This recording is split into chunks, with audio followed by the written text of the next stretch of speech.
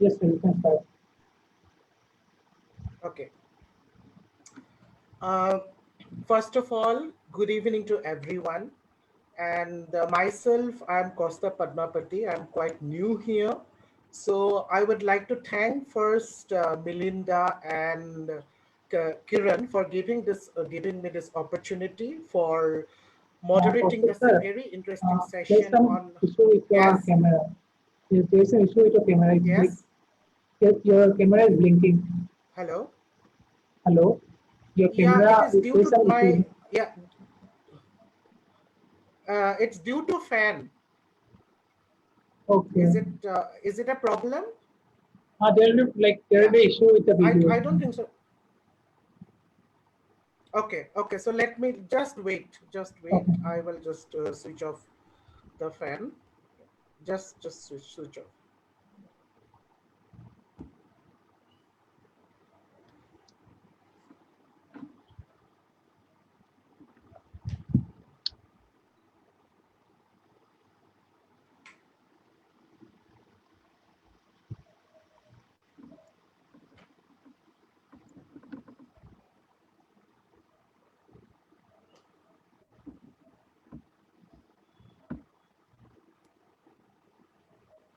I Okay. I think better now. Yes, sir.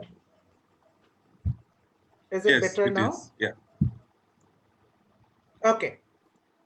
Again, I'd like to welcome everyone for the Thursday series on gender and sexuality on behalf of Anajori team. And myself, I'm Costa Padmavati, and I teach political science at the Royal Global University. And I have an MPhil from American Studies program from JNU and Masters from Delhi University. So before starting very interesting session, I'd like to introduce Anajori, which is actually an Assamese term and which means connections, the positive connections.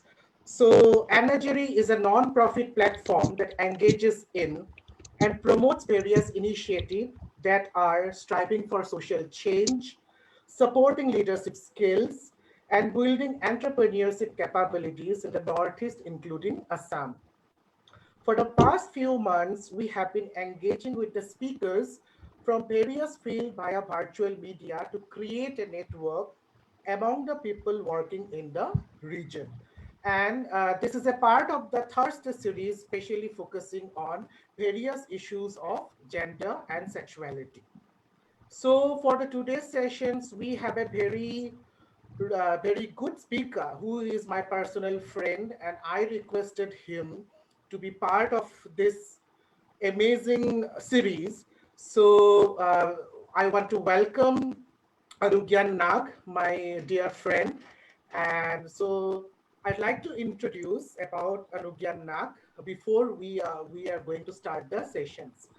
So Anugyan Nag is an assistant professor of film, media, and cultural studies at AJK Mass Communication Research Center, Jamia Millia Islamia University, New Delhi. He's a recipient of the prestigious Nehru Fulbright Doctoral Fellowship at the Tisch School of Arts, Cinema Studies at the New York University.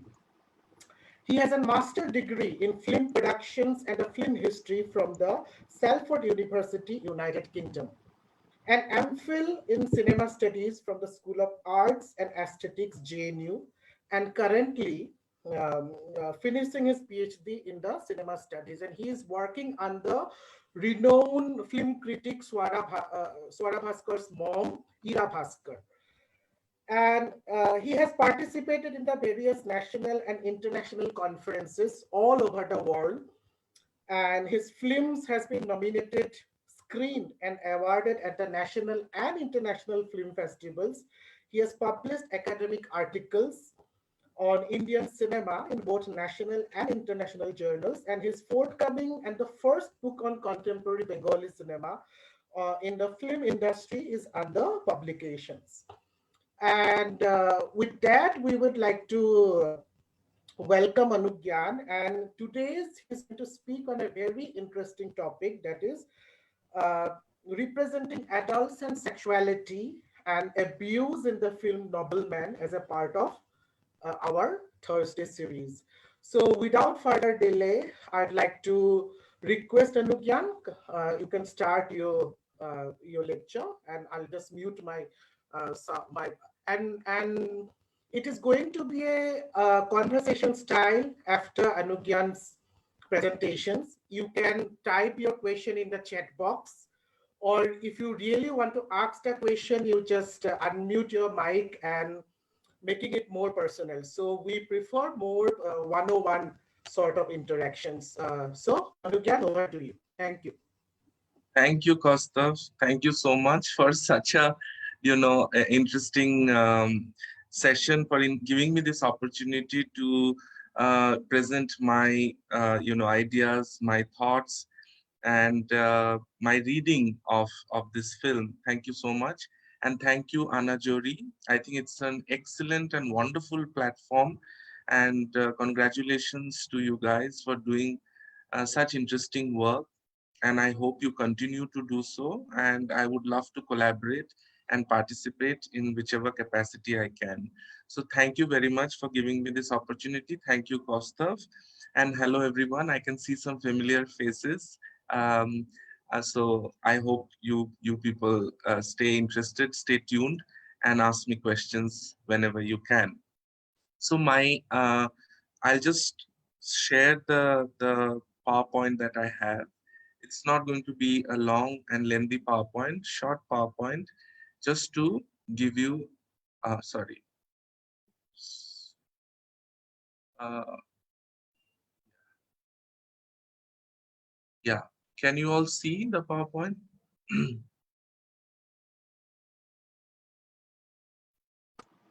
Yes, sir, Yeah, we can see.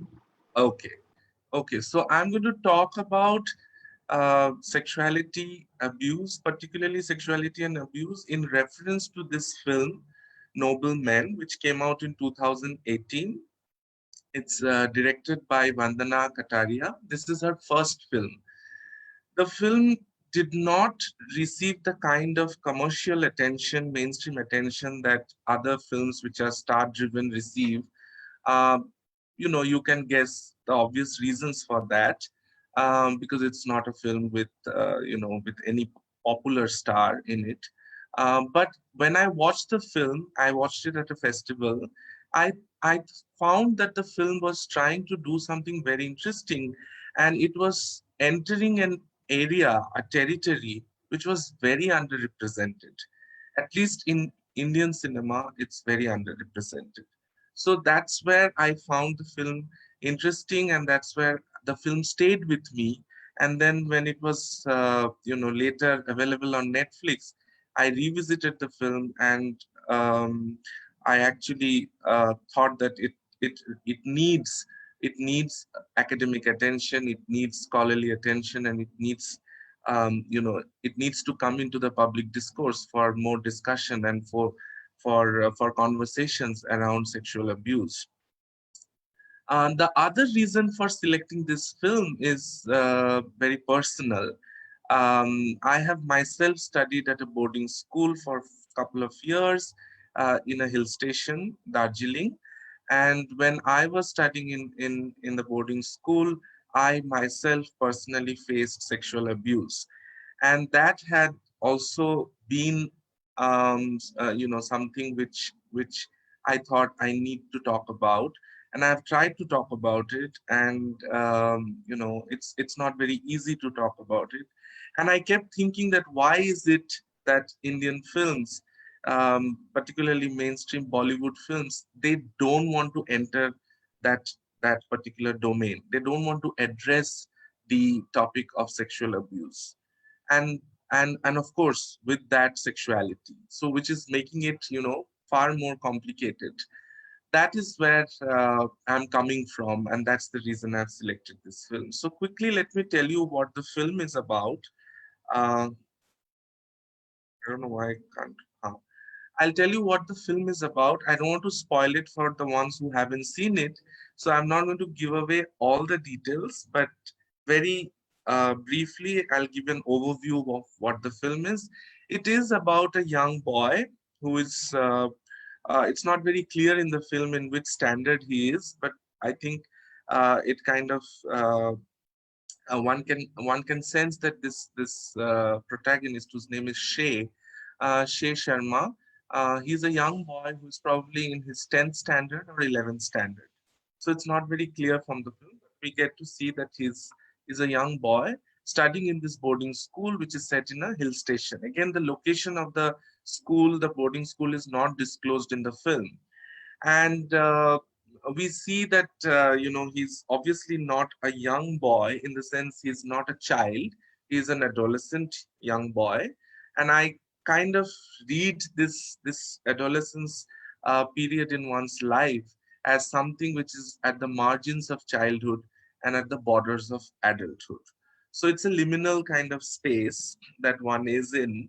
And for boys, it's especially, I feel, you know, it's more challenging, because there are lots and lots of things that, as a young boy, particularly if that particular if particularly if someone is not, conventionally masculine, conventionally, identifies himself to be, like like like his peers, like all the other boys around him. If someone is different, that makes this particular, time in one's life, which is the adolescent period, far more difficult, far more challenging. And this is where the film becomes interesting, because it tries to address that. So Shay is in a school. He's a young boy. He's a guy who's interested in literature. He's interested in dramatics. The film begins with him being selected for a play, and the play is Shakespeare's *The Merchant of Venice*. And throughout the film, there are lots and lots of references made to the *Merchant of Venice* play, and they keep, mouthing dialogues, mouthing lines from the play.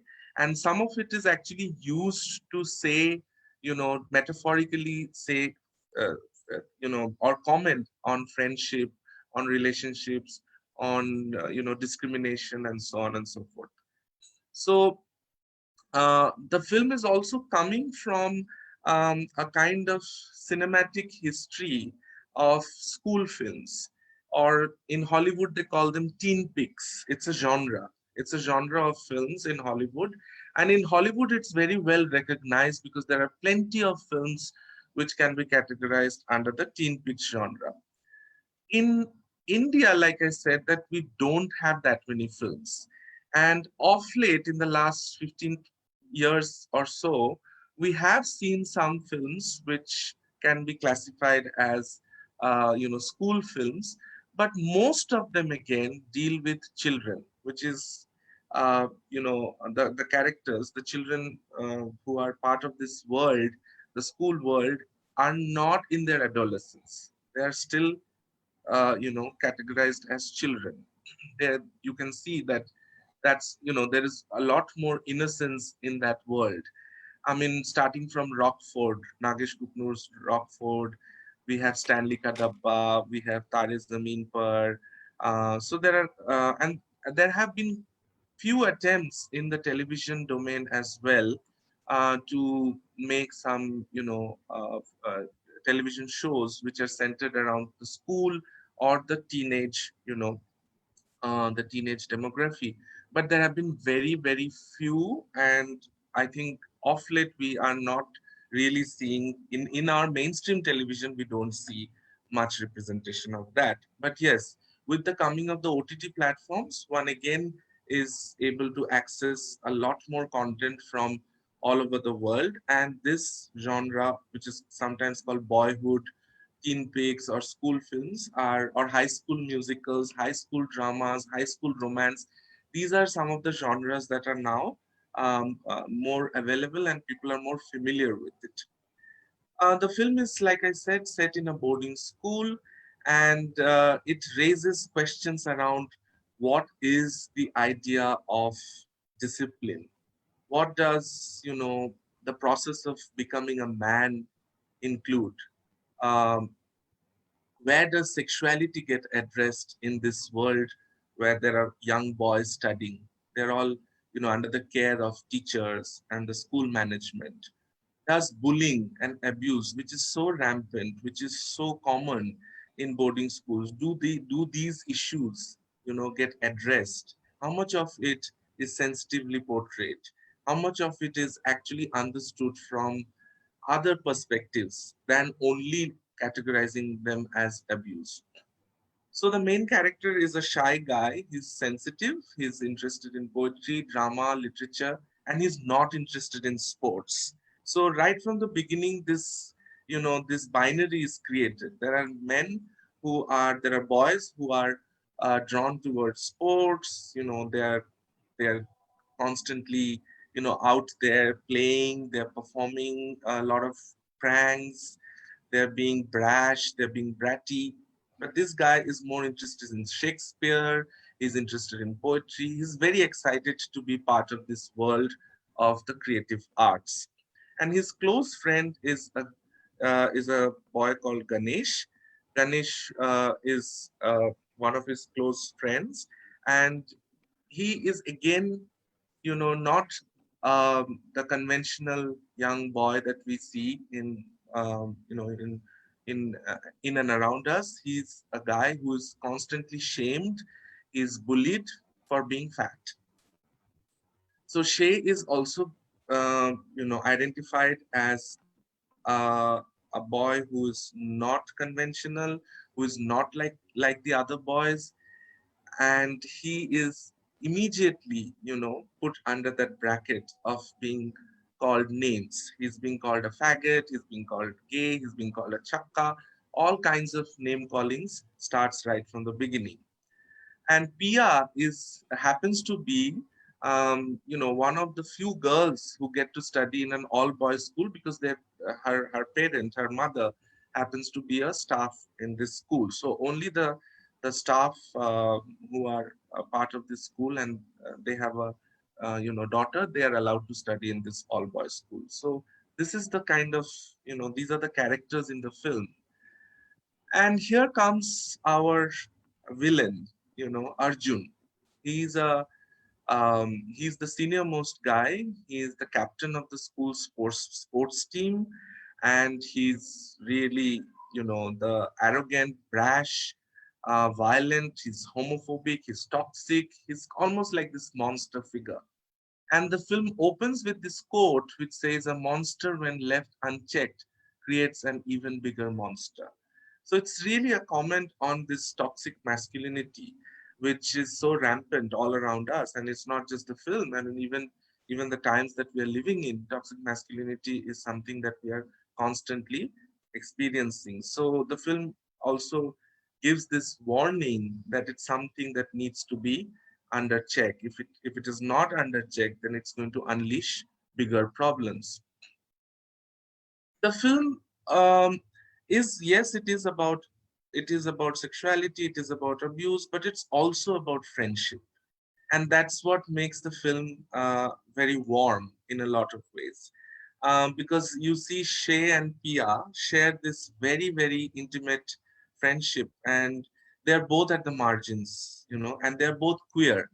So you can use the category of queer and queerness, not only for being sexually queer, but also being queer, for being marginalized, for being cornered, for being different, for having a different kind of a background or an experience, or the choices that one makes. So Pia also has a traumatic past because she was abused by her own father, and they both find a small bird whom they name Phoenix. So, of course, again, it's a comment on this it's a very common trope. The bird symbolizes freedom, it symbolizes flight, and Phoenix, of course, is someone who rises from the ashes. So, so there are these kind of little devices that are put in the film in order to connect it to the main narrative of the film. And Pia says that, she makes right at the beginning of the film, she says that, oh, it's so horrible being in an all boys school. I'm the only girl, so it really sucks. And Ganesh, Shay's friend, he says that, oh, come on, try being fat and slow in an all boys school, and you'll see that life really is terrible. And finally, Shay says that, well, nothing can be worse than being a guy who likes literature and drama and sucks in sports. So we also notice that Shay is not someone who is, let's say, coming from a socially backward class or a socially marginalized class. He's a privileged guy. He's a young boy coming from an privileged upper middle class background. We only get to see his mother in the film, to whom he speaks over the internet virtually. His mother was a pilot, but now, after having faced an accident, is kind of partially paralyzed. So that's the only background that we get to know of Shay. But definitely, he comes from an affluent background. So he's not in this situation because he has other kinds of, baggages or other kinds of, qualities. He's actually simply identified and constantly attacked, and his life is made terrible for being um, someone who is not like the other boys, someone who is not like his peers, someone who likes other things, someone who has other kinds of choices, other kinds of likings and, desires. The film also interestingly brings out this journey of Shay in a very, very private portrayal. We don't get to see Shay talk about his sexuality. We don't get to see him, we don't get to see him really negotiate with his, let's say, his dilemma, or whether he's actually hiding it or whether he's actually trying to express. That's not, again, very well portrayed in the film. But what is shown, at least in couple of scenes in the film, is that he's attracted to his teacher, played by Kunal Kapoor. His name is Murali.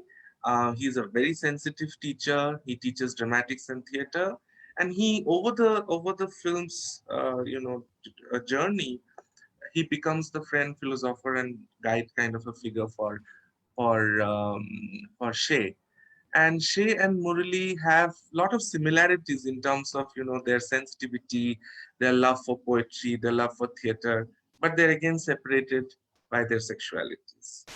And in one scene, we do see when he removes his shirts and he's teaching them to, how to shed their inhibitions and to perform with their body.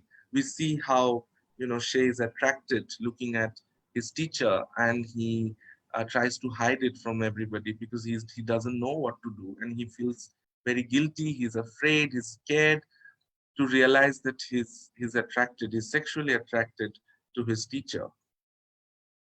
And it's also the film also takes us through this journey of not being able to express, and also trying to constantly repress, this expression and repression. At one point, he does get an opportunity to, to have an intimate moment with his teacher, and he, goes for he goes a little far and tries to kiss his teacher. And obviously his teacher is kind of taken aback. Murli is, shocked, and he says that, uh, well, it's fine that you have expressed your feelings towards me, but this is not appropriate. You cannot do this with me.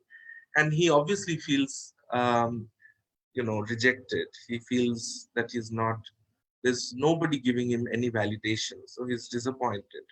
But he's also not able to express. He's not able to articulate his attraction, his likings. He's not able to talk about it with his peers, even with his close friends. He's not able to talk about it.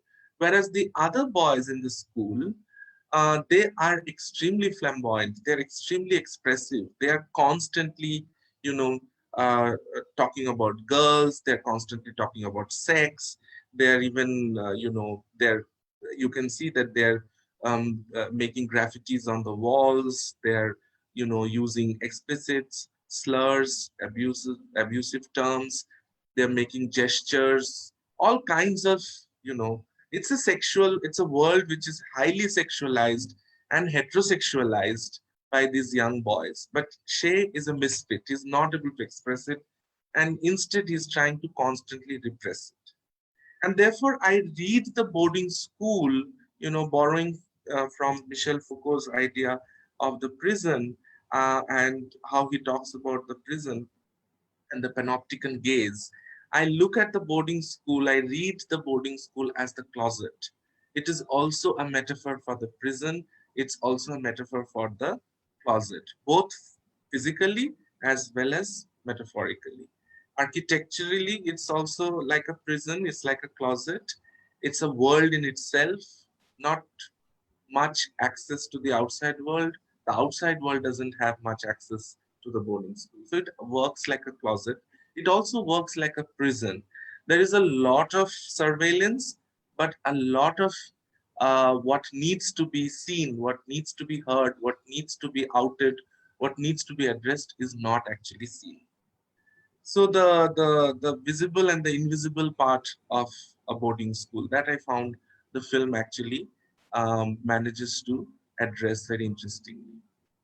And of course, at the heart of this film is bullying and abuse. So one of the things that the director does very boldly is that she doesn't hesitate or doesn't shy away from showing explicitly to what extent ragging, bullying, and then, you know to what extent they can go, and then they actually take the shape of abuse, they take the form of abuse. So the film doesn't shy away from showing it, and there are graphic sequences where, Arjun and this guy Badal, his friend, they're kind of the leaders of the gang, and their predatorial behavior and the excessive display of their machismo, their toxicity, their aggression, and finally, the worst thing that they do is that they sexually abuse Shay, and that is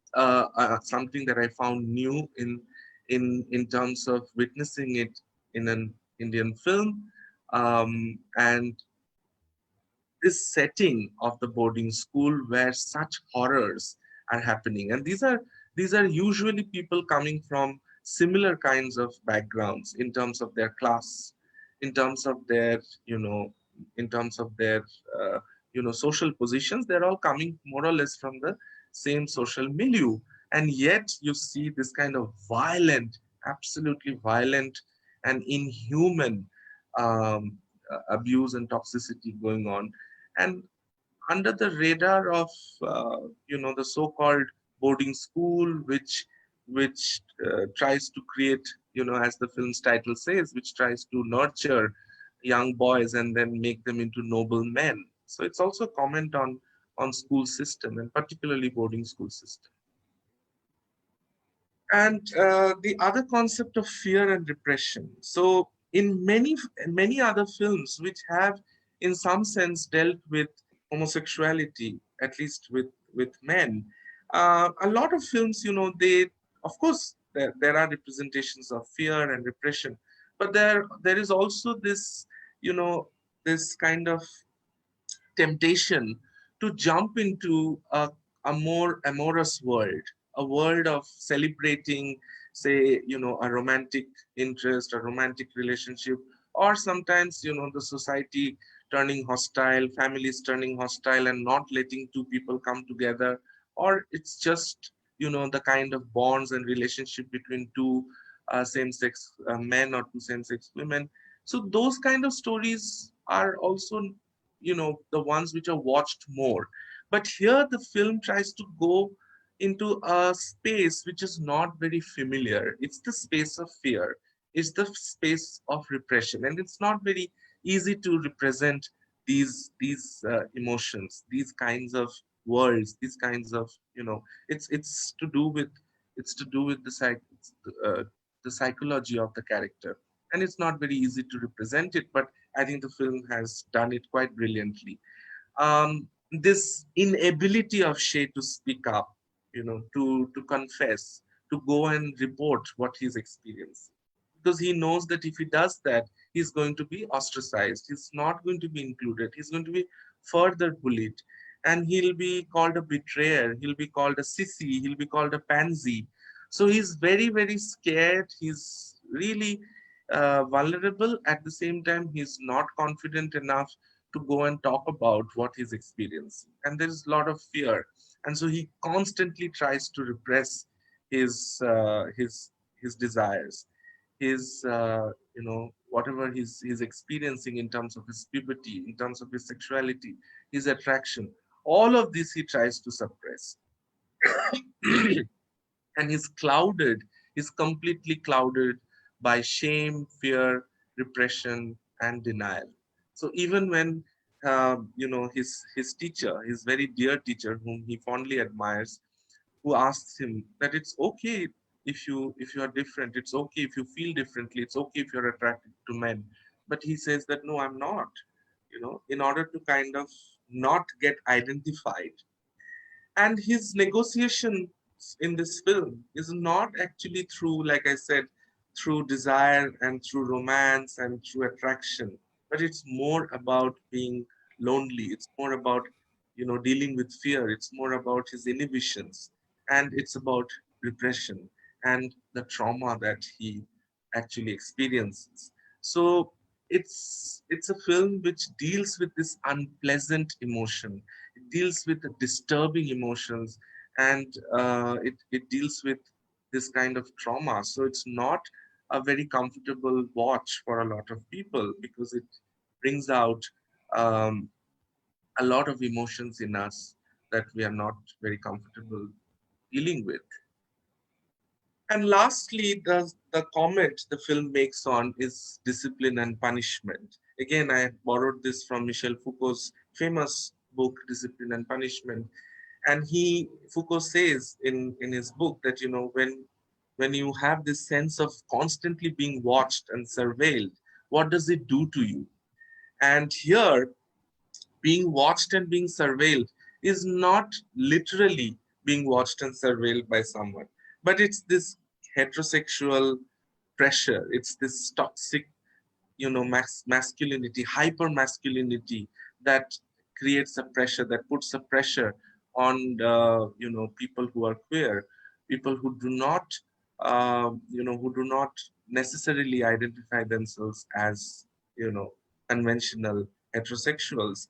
And this gaze, this supervision, this control, this watch, it stifles the individuality, it curbs the individuality, and it forces people to act differently, to act like heterosexuals, to behave differently, and to conform to a lot of these things.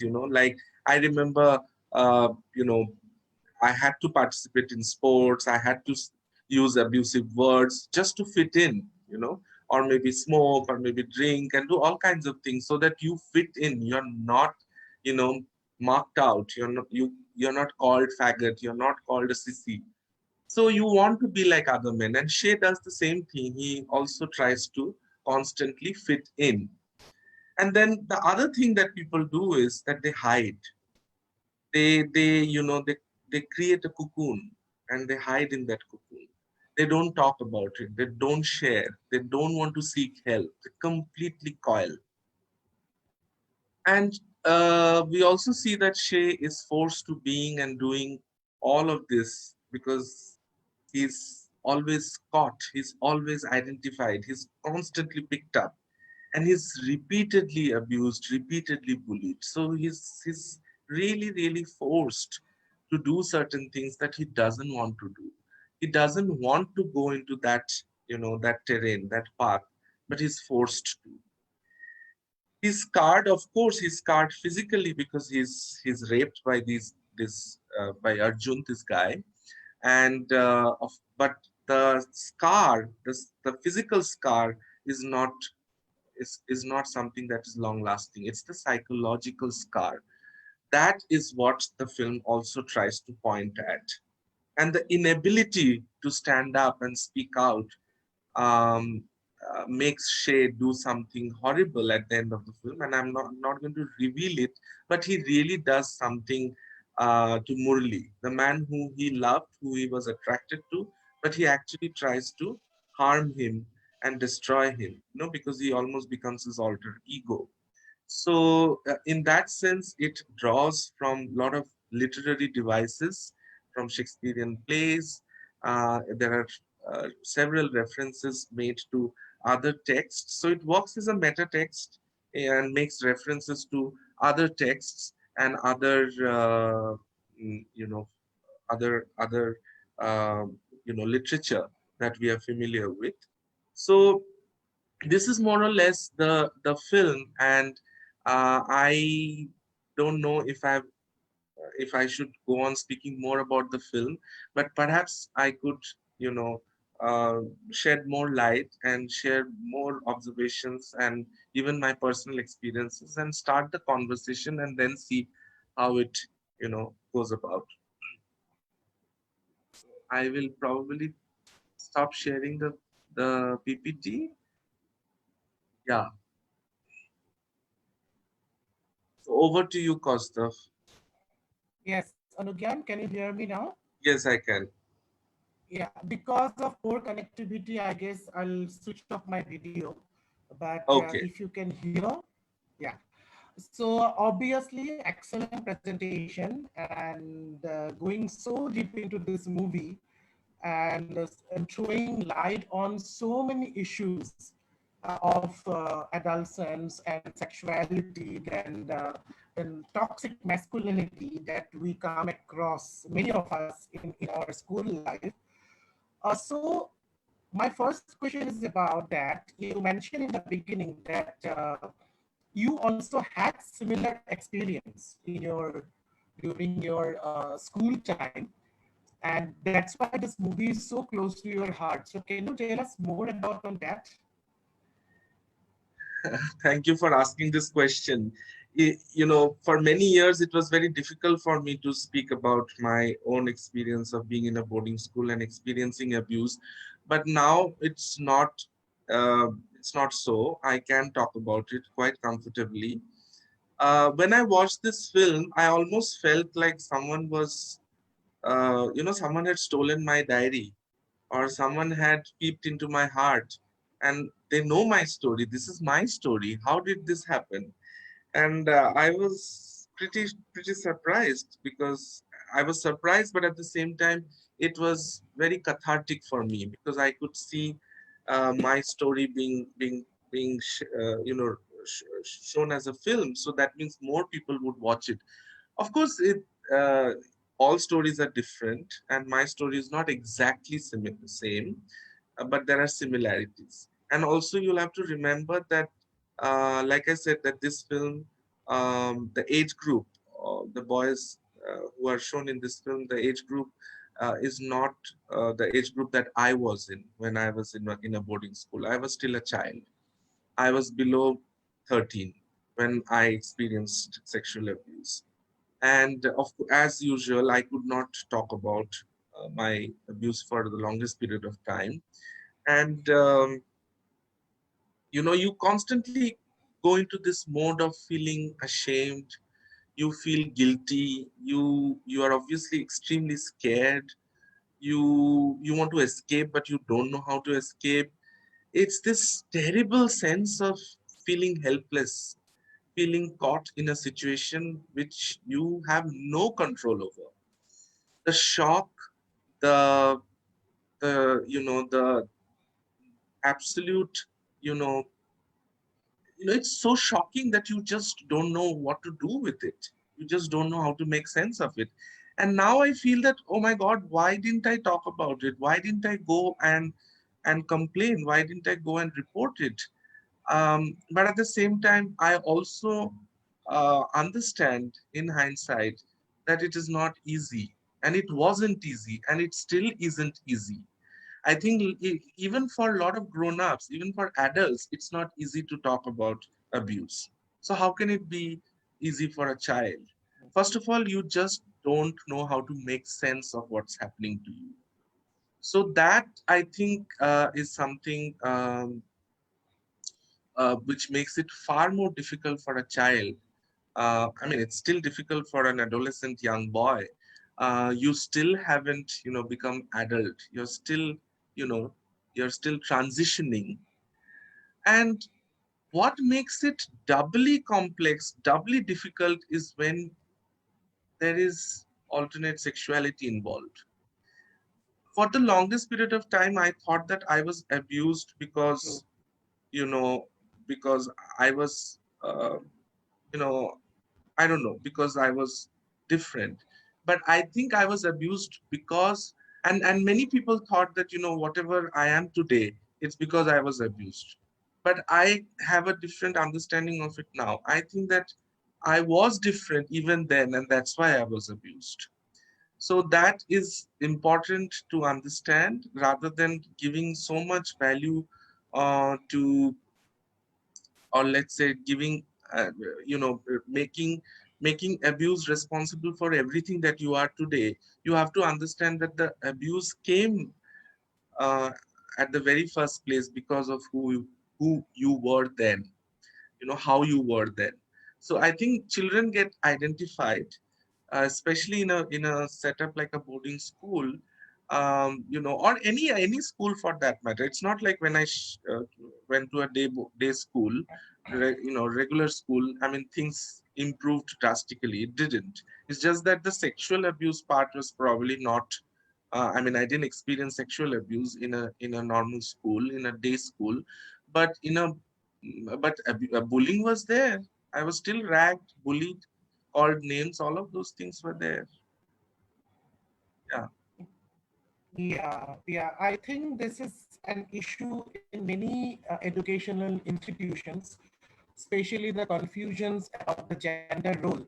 Because you mentioned that your protagonist, because he tried to be that macho man by engaging in the sports, but he was not into the sports, and he was more into what we call the poetry, drama, and that. So, and this is like, as you mentioned, that you are now feeling that why I did not spoke out at that point of time, because it was a constant trauma for you, I guess, for some time. So how to address this issue? How like what are the suggestions that you can just, you now, of course, you have grown up, you are matured enough to understand. So how to address this issue? That I'd like to know about a little bit of your viewpoint on that. I think that the only way to do it is create, first of all, an environment. Ensure teachers, school authorities, management should ensure that, first of all, the school as a space should be, should be uh, more welcoming to people of all genders, all sexualities. And there has to be conversation. It cannot be in the closet. It cannot be something that we don't want to address. Yeah. It has to be talked about. It has to be spoken about. One is that. The other thing is advocacy. Through education, through workshops, by showing films, by doing activities, by, I don't know, by doing seminars, by doing all kinds of different things. You have to advocate for conversations around sexuality, for conversations around abuse, for conversations around, you know, bullying and so on. I mean, one can put a law, one can put a regulation and say, okay, no bullying. But bullying also doesn't always mean physical bullying. There are also tortures one faces which are purely psychological, purely mental. So, how do we address that? I think for that, we have to sensitize people, we have to advocate. So, advocacy is very important. True. So, one is True. that, two is conversation, three is that schools have to include it in their curriculum and in their extra curriculum. It cannot be something that, okay, it happens in the home. Parents have to ensure this. They have to talk about it, or don't put so much pressure on the individual, that the Mm. individual has to fight it, the individual has to, come and speak about it, the individual has to do everything. It can't be left on the individual only. only.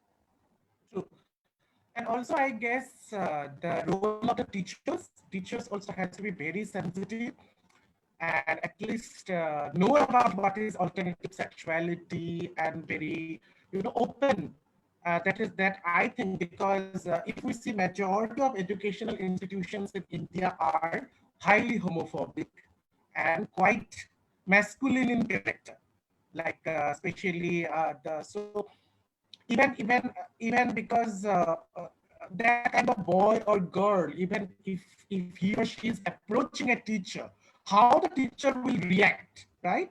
That is also very important.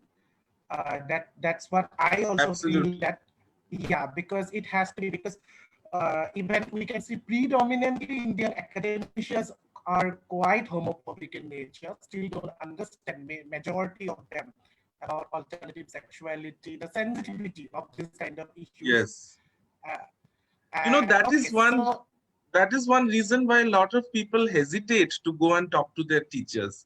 I mean, exactly, uh, exactly, I have also had excellent teachers, but at the same time I never felt very confident that I could go and talk about my abuse. I'm talking about the time when I was in my boarding school.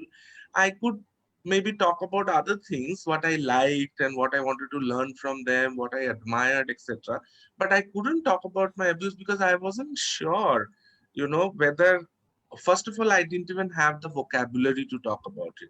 Second, I didn't know that whether this teacher would really understand. What if the teacher himself or herself starts calling me names, starts, exactly. accusing me of being guilty of something, so True. it's a very, very it's a very sensitive issue, it's a very sensitive matter, and that's why I said that there has to be conversations, this has to be part of training, it has to be part of pedagogy, there has to be advocacy, and people have to be sensitized. We cannot expect that everybody is going to be sensitive, but we can definitely start the process of sensitizing, and sensitization is something that I feel is very important. Okay, so there are some Yeah, yeah. questions on the chat box, so maybe I can start taking them. Yes, yes. So I'll so yeah, I'll read out the questions, then you Okay, reply. Okay, sure. and then those who like want to speak directly, then we will unmute Sure. yourself. So first Sure. question is from our dear friend Dr. Sanu Srivastava from Delhi. So thank you, Anugyan, for a wonderful presentation. My question is, what do you think about role of family for any boy or girl who has faced sexual abuse, and what will be the right way for the family to handle the emotions of that boy or girl? So she is basically asking about the role of the family. Yeah. It's the Thank you, Dr. Shanu, for asking this question. You are a psychiatric yourself, and as a psychiatrist, you know that the role of family is very important, and it's quite crucial, particularly in the case of child abuse or adolescent sexual abuse, uh, or for that matter, any kind of abuse. But unfortunately, like I said, that you expect the family to always be loving, to always being caring, always protecting, but it may not be the case, especially when it comes to alternate sexuality. If the child is if the child wants to come out, if the young boy or the young girl wants to tell his or her parents that I want, I feel differently, I'm attracted to my sex, to my same sex. If they were to come out, and if the parents lack that sensitivity, if they lack information, if they lack knowledge, awareness, they might turn extremely hostile. So sometimes it's perhaps better not to share with the family. Only if the boy or the girl knows that the family will be supportive and will be protective and will express solidarity, maybe it's fine, and they should. Families should provide that kind of support system, that kind of uh, psychological support, but you never know. Like it's very difficult because sexuality, particularly homosexuality, and particularly for men, for boys, it becomes very, very difficult because heterosexual masculinity True. is a huge pressure. It's like patriarchy. It doesn't go. It's invisible, but it's also constantly visibilized. There is that pressure. Even as a boy, you yourself, or as a boy, one cannot always fully be sure whether one wants to talk about it or not, because there is internal homophobia, culturally imbibed, environmentally imbibed from our representations. So we nurture internal homophobia for the longest period of time, and then everyone has their own journey of shedding their homophobias and being able to transcend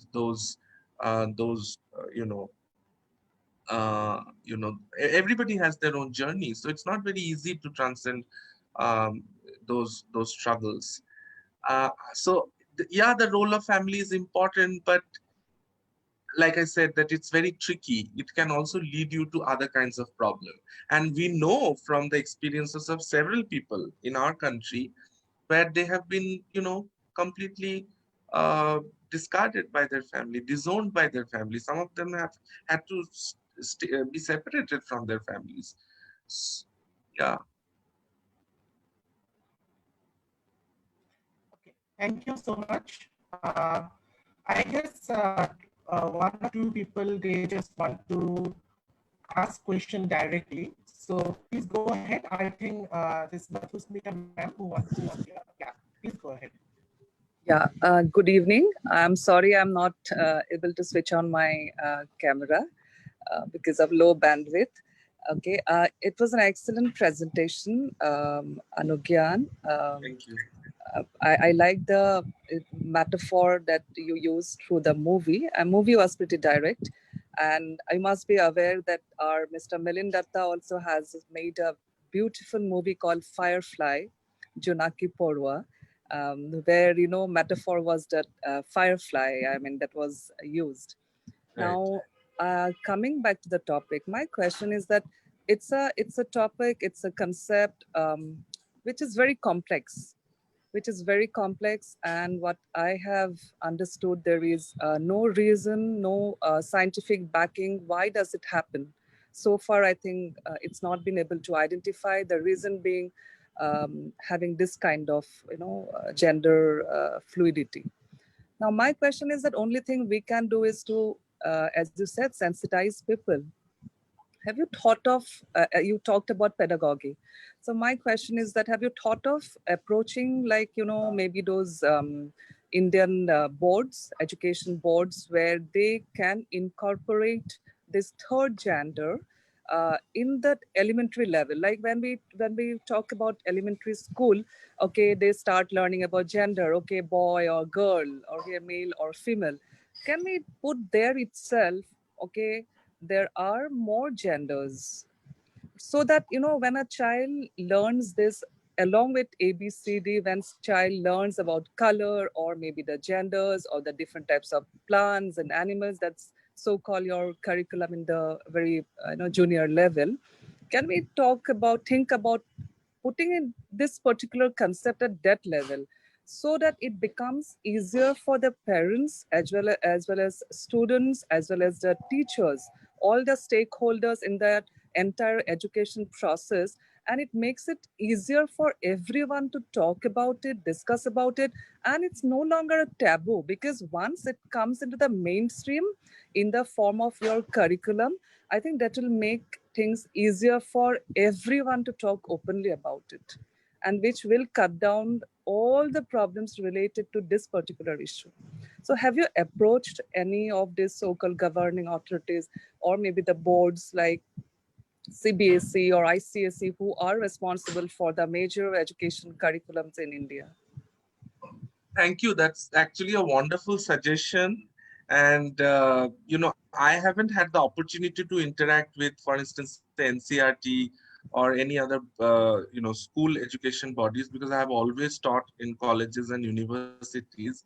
In university and colleges, we do have conversations around sexuality. I mean, it is inescapable, at least in My no humanities. yeah, that is by then already that people have already gone through so much, Yes, so much of damage is done, it's to absolutely. undo your whole life is gone. It's very That is difficult. why Yes. my focus is on elementary level, when the child is learning to identify, okay, this is a boy, this is a Absolutely. girl, this is the rose, this is the lotus, this is a horse, this is an elephant. Yes. Why can't we introduce this particular concept at that level and Yes. make things easier for everyone to evolve and just talk openly about it? So it is Yes. no longer a different topic for anyone. Mm. So can we do this? I mean, We because can you do are it. handling, yeah, because Yes, you are yes, handling, you are talking about it. I'm sure you must be knowing a lot of people. As I understand, you are based in Delhi.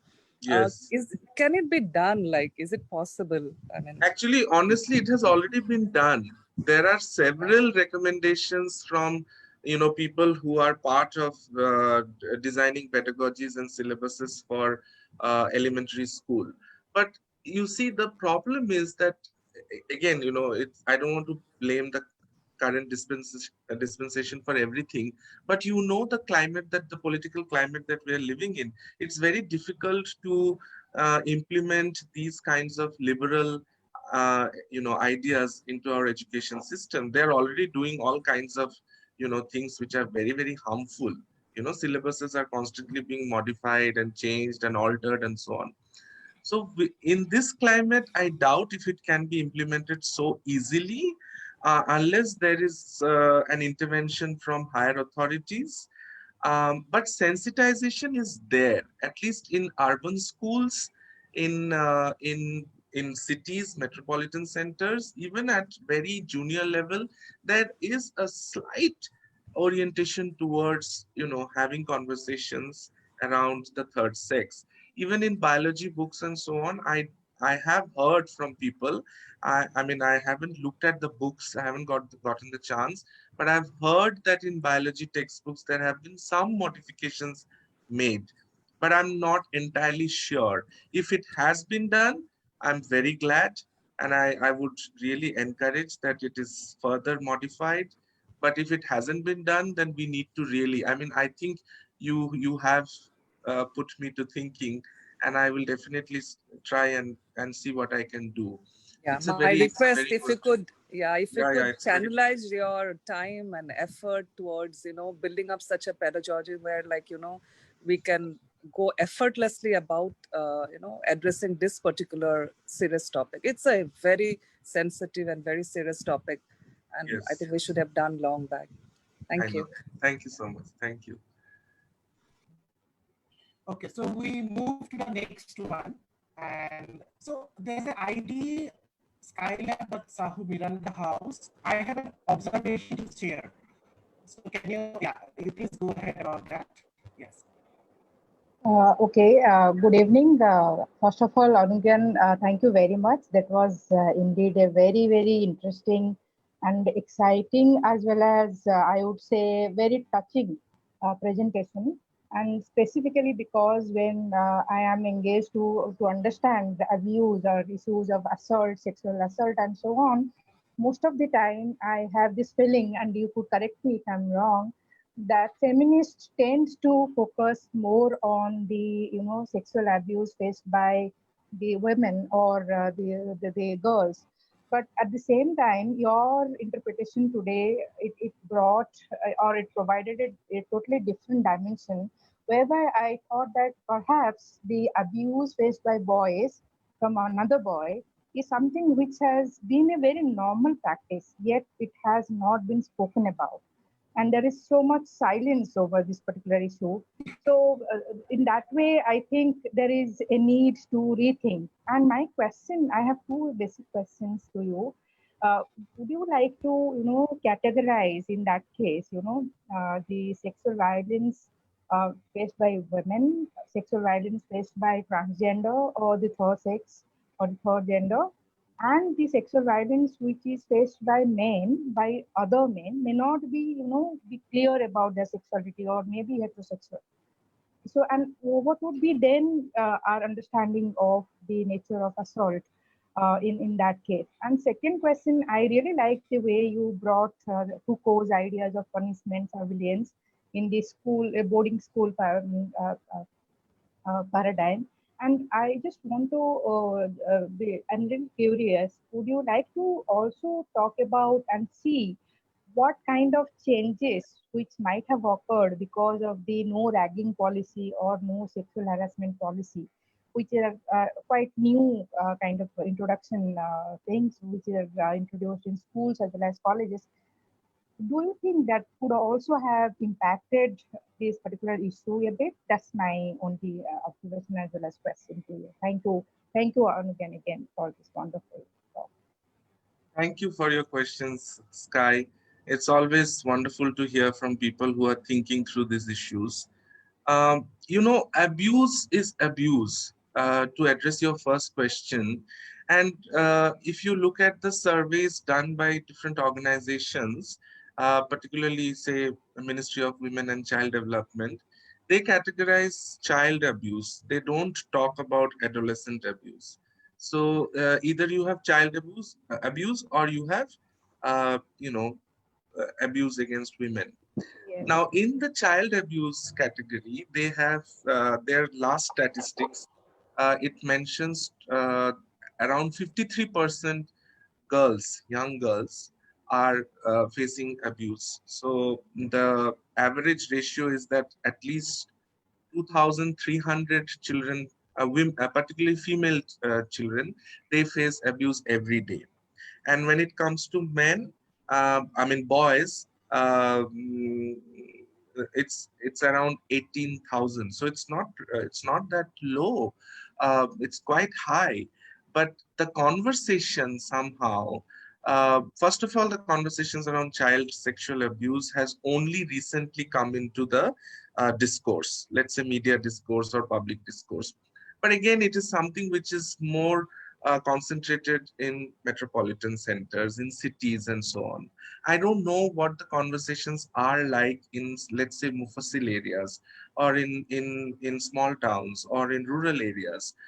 Of course, rape is such a gruesome reality that we have to deal with almost on a day-to-day basis. I'm talking about rape of women, or rape of girls, that it immediately takes a lot of the attention to that. And of course it deserves that attention, because it is also part of a larger systemic violence towards women. But somewhere we forget that even boys, even men, are victims of patriarchy. They are victims of sexual violence just like women are. And particularly if boys are not you know heteronormative, which means that they do not appear, do not make those choices, do not behave in the predictable, normative, masculine, manners and ways. The moment they are identified, you see, the first thing that they do is that they categorize the boy, categorize the man as chakka. So the terms, there are various terms that they use for them. So calling them names, and those names are again sexist. They are misogynistic, they are sexist. So it's part of this larger violence towards anything outside heterosexual heteronormative masculinity. So toxic masculinity looks at anything outside the norms and conventions of masculinity as as something that can be that can be destroyed, that can be attacked, that can be tamed, that can be tortured. So it's assertion of power. So while sexual abuse is becomes murkier, complex, and really difficult to address in the world of children and adolescents, because also a, it is also an experience which they are not prepared for. When someone is an adult, there is a different kind of a change that someone has already experienced in terms of their body, in terms of their mind, body. There are certain kinds of changes that has already taken place. But for a child, it becomes far more difficult, far more damaging and shattering, because it will alter the lives of these people for the rest of their life. So that is where it becomes more complex, and it's much more sensitive and requires a different kind of intervention. And the second question is, forgot your second question. Actually, I'm sorry. I should have noted it down. that, no, that's okay. I was just saying that have you tried to also relate your argument with the changing scenario, especially when the government Okay, right. undoubtedly it Yes. has brought the no ragging kind of policies? Do they actually impact? That's the only question that I thought I did. I think again, these like I said, that there could be regulations, there could be directives. You see those banners outside colleges and universities, ki there should not be any ragging. It's again like the concept of power that Foucault theorizes. Power necessarily doesn't have to be coercive. It can be invisible. So there may not be ragging which is done as physical violence or as physical abuse, but there could be other kinds of tortures, psychological tortures, ostracization, calling names, not allowing someone to express someone's desires, feelings, or be themselves, constantly attacking someone for who they are, and not letting them be part of that space, not being free, putting pressures. So there are regulations which are put, but these regulations also are not drafted and keeping in mind the complexities around gender and sexuality, and that and they are simply looked at as external, coercive, coercive forms of violence. That means ragging is something where someone is, asked to do certain things, or they're probably physically beaten and so on. But what about the psychological abuse, psychological ragging, bullying, which is not physical, which is not visible, and abuse? After all, if someone is sexually abused, that happens even after all these regulations that are in place. Sexual abuse is rampant, but a lot of it is, always kind of under the cover. It does not fully get recognized also, because institutions that are, institutions are also not fully trained. They are not fully enabled or empowered to deal with these issues. And especially if it is same-sex violence, if it is sexual violence of a young boy by group of men and so on, I really don't know what kind of, you know support institutions would be able to provide. It's all really at a very infant stage. I don't think so we have gone that far where our institutions have created mechanisms to handle such sensitive and such complex issues around abuse. Thank you. Thank you. Okay, thank you, Anugyan. Again, pointing out so many important issues. So we got a couple of more questions. I'll just move on. So next one is from Kasturi Das. Firstly, thanks for an enlightening talk. I have a question regarding the role of schools preaching heteronormativity through the very curriculum and replacing and policing sexuality of students by trying to make docile bodies, as Foucault might have put it. Sir, don't you think an explicit study about all kinds of sexualities should be initiated before students get to know about sex and sexuality from a peer discussions in distorted ways? Thank you, Kasturi, for your question. I think it's a very interesting question. And yes, heteronormativity is inescapable. It enters our life even before we enter schools. It happens from the time we are born. It happens in our homes. I still see parents buying guns and cars for their boys and dolls and stars and moons for their daughters. So heteronormativity is something that, that enters our life even before we learn to speak properly.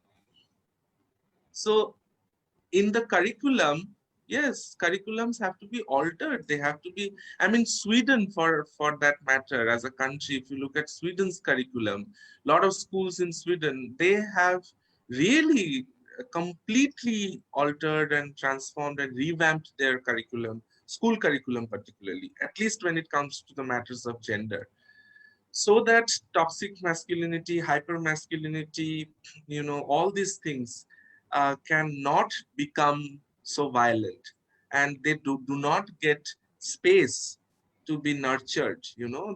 These can take monstrous forms, and they have to be curbed at the very they have to be nipped at the bud. So they have been able to do it, but that kind of radical transformation is necessary, but I don't know uh, how much of that is possible. At least in our present time, I don't think it's possible, but let's hope that things will improve. I mean, slowly, gradually, things will improve. The other the important role that, that an institution has is media. So representation is important. And that's why I thought that, we need to revisit this film, because there are so few films which address these issues. So how many films address these issues? How many films are set in these worlds? I mean, we had Tare Zameen Par. Okay, there's this young boy. He's suffering from dyslexia and so on and so forth. But what if we wanted to complicate it? What if we also wanted to include, this kind of non-normativity in him, that he is not like the other boys in terms of being boyish or being masculine and so on. So where is that complexity, that layering in our media representations? We don't see that. And yes, children, young adolescents, they pick up a lot of stuff from media, from books, from print, from their friends and so on. And again, all of that is so heavily dominated by heteronormativity. It is so heterosexual. I mean, very little. I mean, today, yes, like I said, maybe in urban centers, in metropolitan centers, someone would talk about a film or a show that they have watched on Netflix. But just go outside big cities, the conversations are still about the hero and the heroine, the guy and the girl. And it's about, you know, sexual attractions between men and women. It's only about that. And it's constantly about this objectifying women. It's constantly, everything is spoken through that lingo or through that paradigm of sexualizing the whatever the relationship is between a boy and a girl. It's constantly sexualized. It's over sexualized. So yeah, I mean, those are areas where we need to make interventions, and we have to constantly make intervention, and school is an important space where everything has to start. But also the home. I don't want to forget the home. The home is a very important space, and it should start from there. I hope I've answered your questions. Yeah, yeah, so true, Anugyan. Even talking about heteronormativity, the greatest example are the Disney princesses. I think Yes. how they portray all the literature they took up, the old literature they presented in a very heteronormative way. So very princess in distress, she must be rescued, wearing pink dresses, and so that is how it affects, I guess, the children from the very early stage of their life. Anyway, we need to go back, go to the next question. A couple of more questions popping up. I think the discussion is really getting interesting. And next one is from Srinath Senapati. Thanks a lot, sir, for addressing these issues and picking up this film. Speaking about sensitization, do you think media as a tool also helps in stereotyping these things like bullying, hurling abuses, give an edge in normalizing these things? Also, what the portrayal of these things in a normal basis in several films for entertainment, while we only get to talk about this when something like Nobel comes. part of the question you have already Yes. answered, so you may take up the last portions. Yeah. Yeah. You know, this is part Sure. of, again, the popular culture, popular discourse, popular representation. They have normalized eve teasing, they have normalized abuse, they have normalized bullying, catcalling. These are things which we have seen, in every possible film from the 80s and 90s, even before that. And we continue to see them. It's not like they have completely disappeared. It's still there. So a film like Nobleman, perhaps that's why it doesn't fit in, because it doesn't appeal to the popular, to the popular perceptions and conventions. So when someone sees this, they think that, oh, it's about, this guy who's probably gay, and it's about his torture, it's about his trauma. What do we do watching this film? It's not going to talk to us. So there is a dismissal of things which talk about, uh, uh, you know, which talk about um, the the the which talks about things which otherwise we overlook as okay. They are all playful. They are part of your growing up years. It's okay to be ragged a little. It develops, a kind of what you call friendship between your seniors and juniors and so on. When I went to college, everybody said that ragging is a way to, you know, to get to know your seniors, and later on they will all be very helpful, and it's an ice breaking exercise and so on. I mean, what rubbish! It is really, really abusive. It scars you, and the moment someone is identified as being, non-masculine, non-heteronormative, not someone who is not conventionally masculine, not like the other boys, that person faces different levels of bullying, different levels of ragging, different kinds of, you know, names are called, different, different kinds of things are asked from him. Who knows what's going on? We don't know.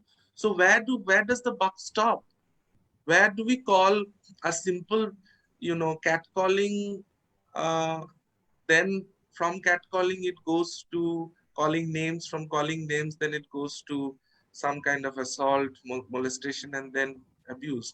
So it's really something that we have to talk more, and it has to be represented more, and even in mainstream films, and it has to be, one, it has to be represented, and two, it has to be addressed. Only representation is also not enough. It has to be addressed. Okay. Yeah. Thank you, Anugyan. So next question is, yeah, it is from my student, Project Akasha. So it's quite a long one. I'll read it a little slowly. Thank you, sir, for these amazing presentations. I'll definitely leave a lot wiser from here. My question is, there are many incidents when following the big bad bouquet approach in parenting or mentoring, children in some cases end up getting punished or humiliated in ways that may be sexually abusive. This is no double leaves a scar in psyche and personality. I had come across an adolescent during one of my NGO projects who, though being close to her mother, otherwise resented her in her heart of hearts due to an incident in her for forming years wherein her mother had ended up stripping her in a fit of a rage in front of other members of the family. And few friends were present while admonizing her for getting late for bath. She recalls feeling exposed and too small. Is it the time to identify incidents like this, like a sexual abuse, or categorize it as an even rape?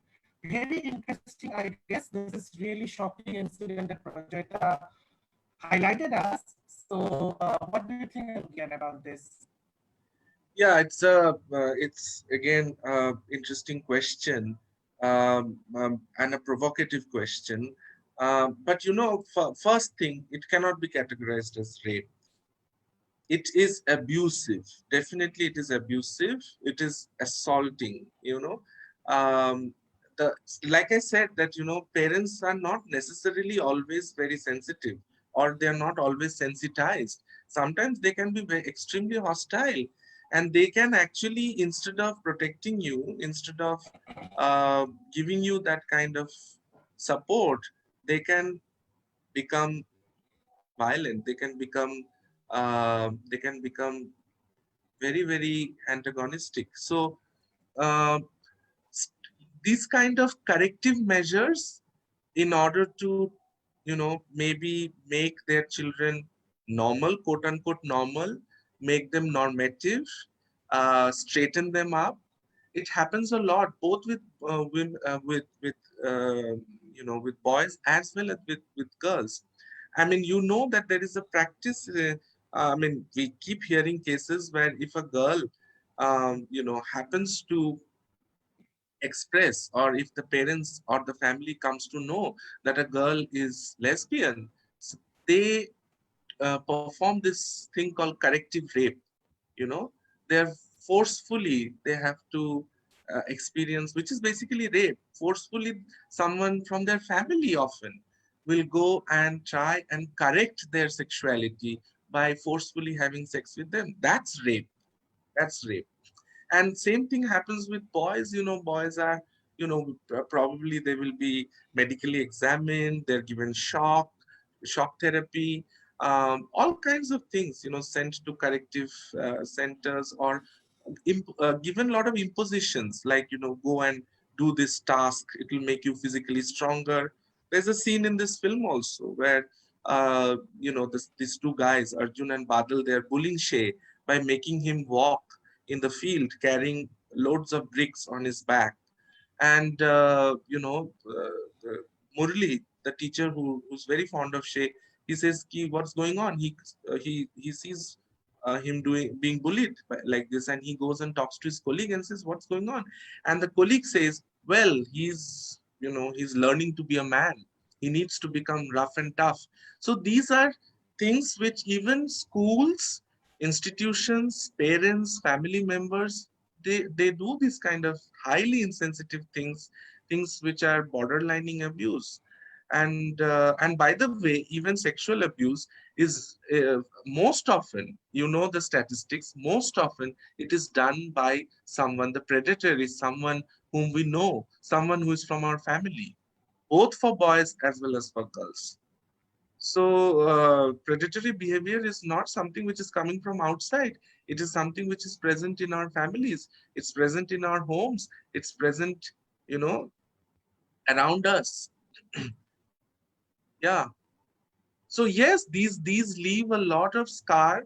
Like I said, that they scar you for your life.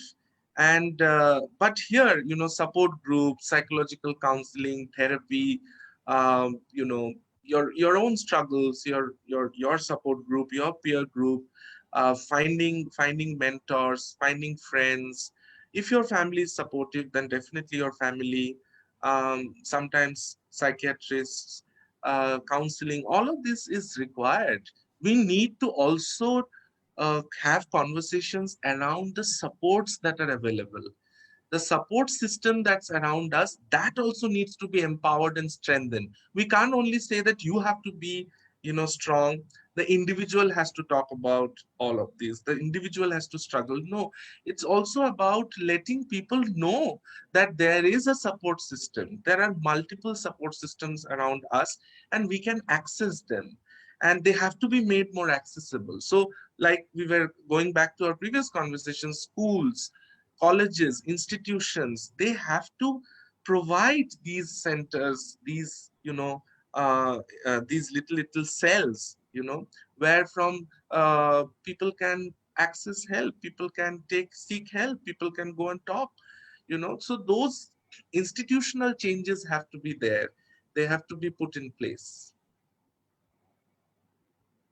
Yeah. Thank you, Anugyan. It seems a lot of questions coming, and the time is not much left. So Yeah. I'll request my friend Kiran to give your observation and take up the next round of question if time permits, and also give it the concluding remarks, because I think that is the best way to end the session. So Kiran, over to you. You share your observations, and if time remains, you read out the remaining question, then give the concluding remarks. Yeah, Kiran, over to you. Right. Yeah, Kiran, your voice is not coming. It's yeah, unmute. No, we can't hear you.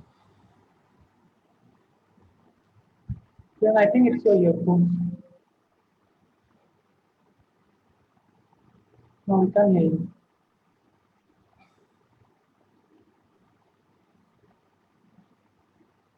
No, Kiran, still we can't hear you.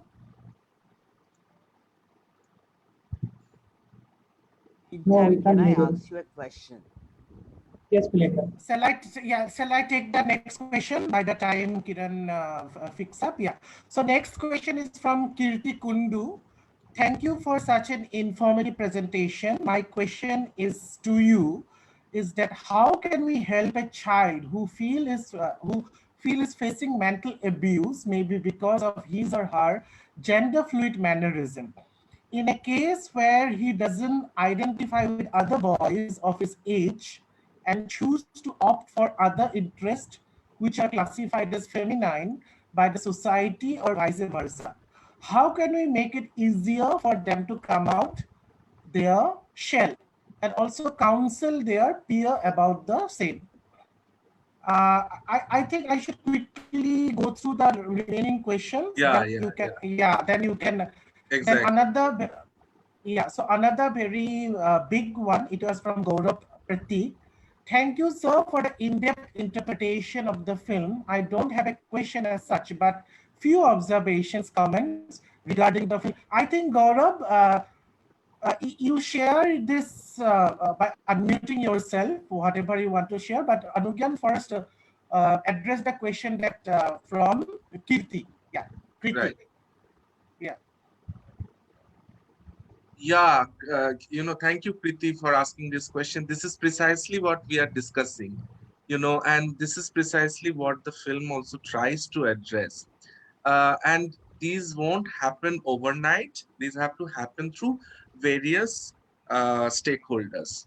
So, one, like I said, is through sensitization, through advocacy, through bringing in changes in our curriculum, in our pedagogy, by creating support systems, support groups, and through representations in media, having discussions in media, talking about it even among our peers, initiating the conversation in our dining rooms, dining tables, and bedrooms.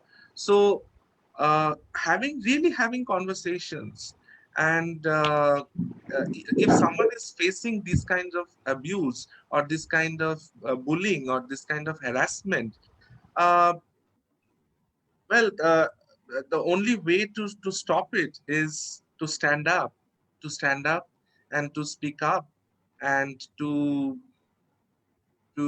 show a different kind of strength. But it's not easy.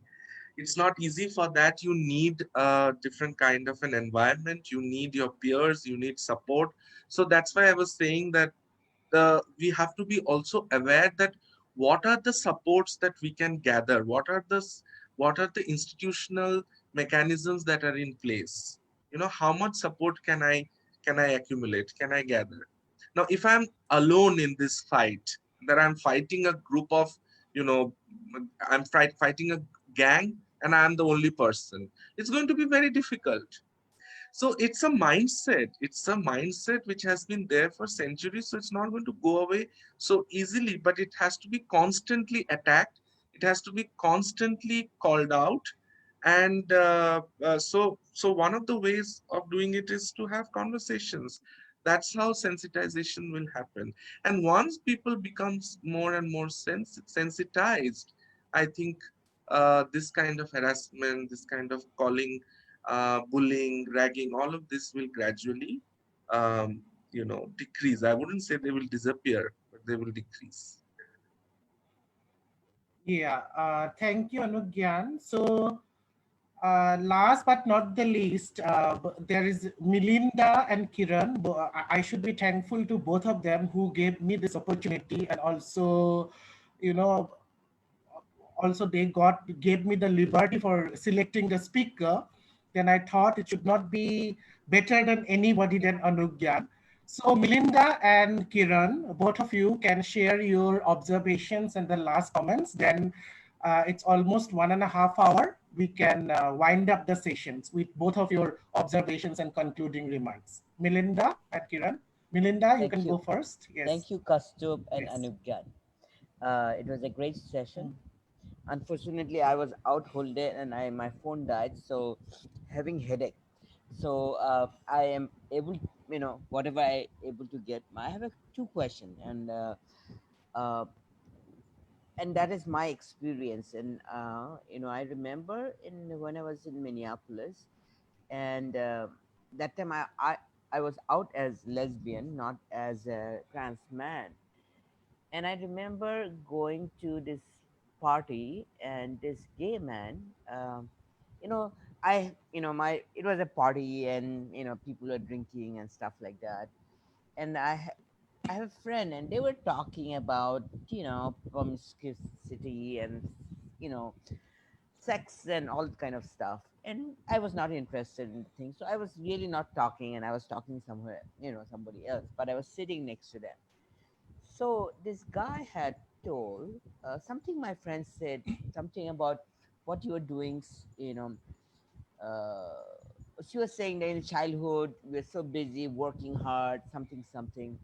And this person said, at 5 years old, what you doing? Were you uh, uh, licking somebody's pussy or something, something, or something? You know, it was very disgusting. In a party, all right, this is a gay man. And he was like, what you were doing working at the age of 6, what you were doing, licking somebody's pussy or something, something. And we were so shocked when he said that, and I was very, very angry with him, because I just, came to know that that time my girlfriend was a victim of incest. And I just thought about her. I said that such a comment would have just had made her so upset. And same thing I have seen over here in Guwahati. Gay man, saying he was abused, and he was saying something about his abuse, basically. Oh, I was licking some comment. It was just very, you know, I feel bad for him. He must have gone through sexual abuse, blah blah blah. But just matter of factly, he was talking. Oh, when I was abused by my uncle and my mama or whatever. And why is it so? I don't know, because after knowing my ex and her trigger point, when people talk about sexual violence, so you know, just like that, and it happened from two gay men before. All right, so I have that question: why? If maybe they had gone through this thing in their childhood, uh, I don't know why they talk it out so trivially, or making fun of it in a party, or I just wanted to know your point of view. One of the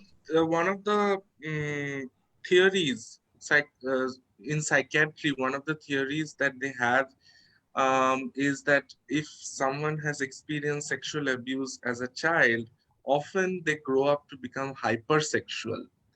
And when people become hypersexual, conversations around sex, sexuality, sexual experience, sex as an act, they can actually become, they tend to become more casual, frivolous, sometimes bordering on being insensitive.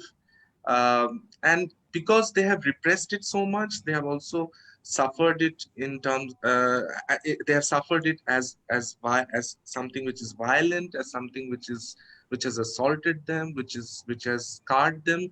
So it is a mechanism to cope with that, with something that they have constantly struggled to repress, and they have experienced it pretty early in their lives. So one of the coping mechanisms is to speak out, and to speak to speak very frivolously about it, and to become hypersexual, to constantly have the control over the act of sex, and not someone who is being controlled, but someone who controls that very act through which they were assaulted, through which they were, faulted, through which they were guilted, and so on and so forth. So it is a psychology. It's a reverse psychology, but a lot of it is also coming from general insensitivity and not having enough awareness, because homosexuality necessarily doesn't mean that one is sensitized. I mean, one could be, like we all know, that there are many homosexuals who are also deeply, deeply homophobic. And like I said at the beginning of my talk, that there are, all of us go through our own internal homophobia. We deal with it, and we overcome them. Some people overcome them, some people don't. And there are various ways of, dealing with, negotiating with your internal homophobia.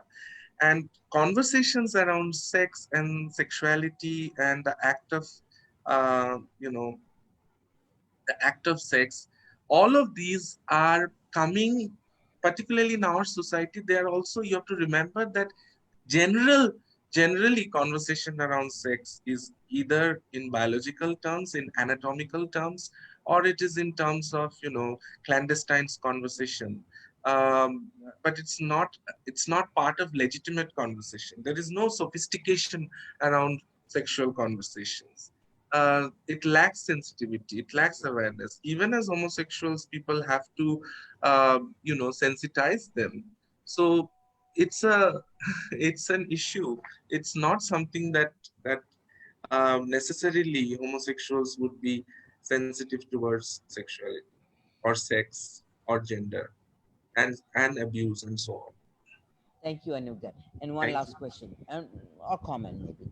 So even when I'm coming out as a trans, there's this Asmi's gay man, and and again, he being abusive to me.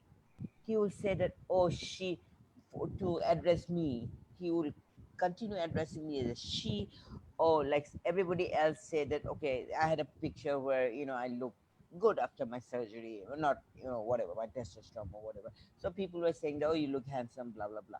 He specifically said that, oh, you look beautiful. He went on telling once, finally I have to block him, okay, a gay man, Yeah. and he just refused to address me. And I have seen this transphobic gay man, you know? Yes. Yeah. All kinds of phobias are there, even Yeah. amongst homosexuals, even amongst queers.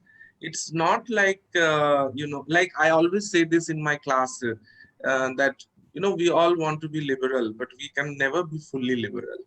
It's a process of becoming. We never fully become. We will always have some shortcomings in our process of becoming liberal. And it's not something I celebrate, it's not something I support, but it's really an issue. And that's why I keep saying that, and I think all of us keep saying this, that we need more conversations, we need more representations, and we need more advocacy. It's really the process of sensitization. And I don't think so we can emphasize it, uh, you know uh, we keep emphasizing on it, but we have to really now start, like, pushing for it more aggressively. We have to push for it. All of us will have to push for it. Thank you. Thank you. Yeah, Kiran, last question and observation from your side. Yeah, Anugyan, can you hear me now? Yes, I can. Okay, thanks. So, thank you for this very sensitive and candid talk. I also want to thank Costa for hosting the show very well. I just wanted to share a few experiences with you. I'll keep myself brief. I'm not sure if you can see me, but anyway. So I can. yeah, so I just wanted to tell you that I also grew up in a boarding school at a very formative age, from the age of 12 to 18, and I did not. Luckily, I did not face any abuse. But I do kind of agree with your point about that there are other more vicious forms of abuse, more sinister forms of abuse that are not visible, but that leave lasting scars. And I think one of the experiences that I had was with I grew up in a co-educational school, and I'm not sure that makes a difference. Sometimes growing up in a boys only school can make things worse, but it's not necessary. Again, it again depends on how lucky you are, the kinds of friendships you have. And growing up in a co-educational school in some ways was good, because I actually ended up making a lot of good, sensitive female friends. But that happened when I was in the 11th and the 12th. But till the 10th standard, it was very challenging, because you actually ended up, those were the years when you actually began to, you began to forge friendships, right? Or you failed to do them. You also became more and more conscious about how to conduct yourself as a man. I think there was a lot of kind of self-consciousness about what it means to be masculine, and Mm. it wasn't just body language. It was also about what you do. Whether you play Yeah. football. Because I spent most of my time, my happiest hours were doing arts and craft, and I completely walked away from sports. And of course, that could be also a stereotype. It's not like as though every gay man is like that. But I'm Yeah. just saying that being away from sports, being more oriented towards the arts was something that came naturally to me. And I think that in some ways was also a space away to escape from the pressures of masculinity and heterosexism. And I think a lot of it also had to do with the frustration that all boys felt, because in a boarding school, you always have certain norms and principles that you have to follow. You can't be seen dating openly. You therefore end up also having homosexual phases, which may not Mm. necessarily make you homosexual. So that becomes a problem, because if you are homosexual and the other person is not, then you end up with a heartbreak, or you end up taking sex or the sexual act or sexual intimacy very casually, as you said. You don't attach any intimacy to it, because you have been scarred by it. Yeah. So there are all these instances of and my association also is with women also being very patriarchal and also being very sexist, Yes. because I have begun to associate female True. laughter with effeminacy. you know Mm. because when I was teased for being effeminate, not knowing what it meant to be effeminate in the first place, Mm. because growing up in the 90s, we didn't have access to that much of media or Yeah. films, or Yeah. we didn't or internet. We didn't know the codes of masculine behavior, or we didn't verbalize it, at least. And all the classes that we had that had anything to do with sexuality was sex education. And Mm. that meant, at least in the 90s, it meant how to have safe sex. it, Mm. it, it had nothing to do with sensitizing people about what it means to respect people as people, and not as gendered beings, or reducing them to their gender, or their sexual orientation, right? So I think that became a very kind of troubled kind of ground. You couldn't really. And the other thing I wanted to say also was the fact that I was also thinking about this film, and I was noticing that this film does a very good job of talking about consent, what it means to consent to Yes. something. And I'm very happy that the film also talked about a sexualized adolescence, and didn't think of them Yeah. as asexual or Yeah. desexualized beings. So Yeah. I'm glad that the boy had the space to express himself sexually, and without being shamed, and at the same time also drawing boundaries. I mean, about Yes. what can be. And I'm very happy that they had a very sensitive teacher who was not homophobic, who did not Yes. shame him for expressing his desire. That wasn't the point. I think the problem was with the professional boundaries being violated. Yes. And Yeah. it did not matter to me whether he was straight or gay, the teacher, I Yeah. mean. And I'm Yeah. glad that the teacher wasn't made into a gay teacher, because that would have made it very easy. It would have been too pat. Yeah. Yeah. That he was a heterosexual teacher who was not heterosexist, and who Yes. was not homophobic and misogynistic, was great. And the second point is that the fact that the film had a space for showing, intimate male friendships, which were not Yes. homophobic and which were not misogynistic. And I'm glad that the friendship between the boy and his best friend was so intimate and sensitive. And the other boy, I presume, was straight, but nonetheless, I'm glad that there was a space to talk about male-male intimacy without making it seem misogynistic or homophobic, which was great, because normally male friendships end up bonding on women and on objectifying women and on teasing men who are effeminate. And the third point is also that I was reminded of some other movies. One, of course, was Dear Dad, which is also very nice because it's just the opposite there. You have a boy who is sent to a hostel and he realizes that his father is gay, despite the fact that he is not effeminate, he is not, whatever. And then he tries to, find magical methods or, he goes to a soothsayer or to one of those gurujis and tries to convert his father, but it doesn't happen. And he finally accepts the father, which is very moving. And the other film is Clapham Junction, which is another very powerful film on YouTube. It's called Clapham Junction, which is again a film about consent.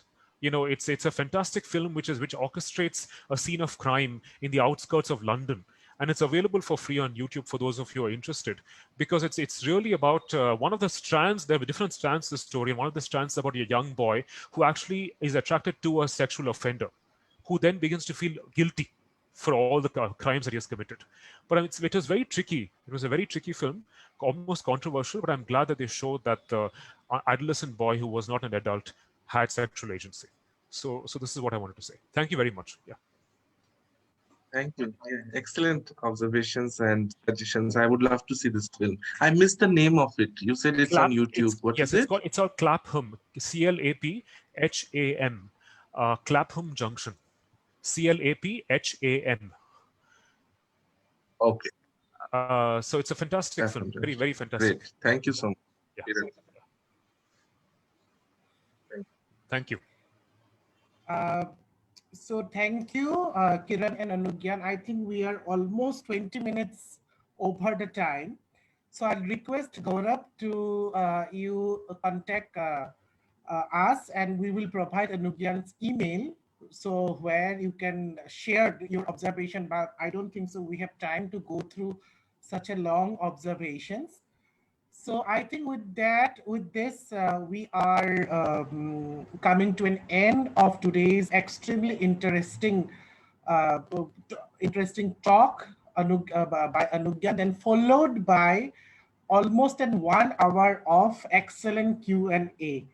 So with that, I would like to thank the entire Enajuri, the Homanda team, and then I have to thank each and every participant, the Enajuri team and the participants, and then good night to all of you, and hope all of you will join us in our next Thursday session. Good night to all of you. Thank you so much. Thank you. Thank you so much. Thank you, Anajori. Thank you, Kiran. Thank you, Kaustav. And thank you all my beautiful friends who joined. Thank you so much. Your questions, your observations have really made me, go back with so much richness today that I will always be indebted for all the suggestions, for all the observations and questions. And we'll all keep thinking. We'll all keep talking about these issues. And let's keep the conversation going. Thank you so much. Good night. Thank you. Good night.